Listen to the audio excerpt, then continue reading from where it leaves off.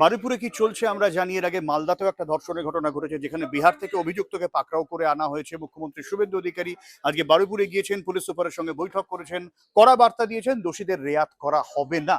কিন্তু প্রশ্ন একই সঙ্গে যেটা উঠছে যে পুলিশের ভূমিকাটা কি ছিল। পুলিশের ভূমিকা নিয়ে কিন্তু ওখানকার মানুষ খুব একটা স্যাটিসফাই নয়।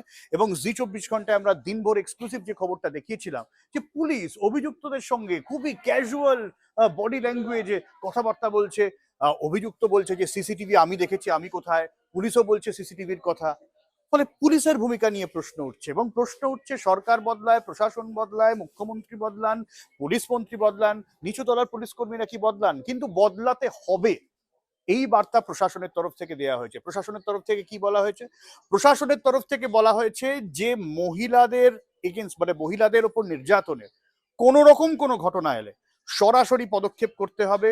শুধু নির্যাতন নয়, মহিলা সংক্রান্ত যে কোনো ঘটনায় যখনই অভিযোগ আসবে কোনো রকম কোনো গড়িমসি করা যাবে না। যে গড়িমসির অভিযোগটা এই বারুইপুর কাণ্ডে উঠছে, যে কোথাও গিয়ে পুলিশ যদি একটু তৎপর হতো তাহলে হয়তো ওই বাচ্চা মেয়েটাকে বাঁচানো যেত, কারণ জীবিত অবস্থায় পুকুরে ফেলা হয়েছিল ওই মেয়েটিকে।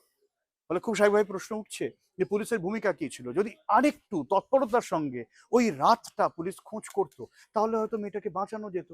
এভাবে কত মেয়ে পুলিশের গাফিলতিতে চিরতরে হারিয়ে গেছে, তা নিয়ে তো প্রশ্ন উঠবে। এইটা আর যাতে না হয়, ইতিমধ্যেই কিন্তু বিভিন্ন থানায় থানায় মহিলাদের হেল্প ডেস্ক খোলা হয়েছে, যেখানে মহিলারা অভিযোগ জানালে সরাসরি ব্যবস্থা নেওয়া হবে। এছাড়া মহিলা পুলিশকর্মী, মহিলা থানা, এগুলো তো রয়েছে। এইবারে আলাদা করে নবান্নের তরফ থেকে জেলায় জেলায় পুলিশের কাছে যে গাইডলাইন পাঠানো হলো, প্রথম কথা, মহিলা নির্যাতনে যদি কোনো অভিযোগ হয় এফআইআর এ কোনো রকম কোনো গড়িমসি করা যাবে না, সঙ্গে সঙ্গে এফআইআর নিতে হবে। শুধু নির্যাতন নয়, অন্যান্য মহিলারা যদি কোনো অভিযোগ জানান সেটাকে পুলিশ তৎক্ষণাৎ গুরুত্ব দিয়ে দেখবেন। এবং এই গাইডলাইন ইতিমধ্যেই জেলায় জেলায় পৌঁছে গেছে।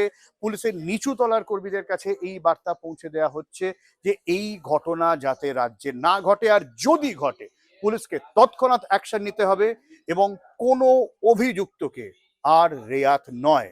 আমাদের কোনো লোকের যদি কোনো ওই টাইমের মধ্যে কোনো শিথিলতা থাকে 1%ও, সেক্ষেত্রেও খুব স্ট্রং অ্যাকশন নেওয়া হবে।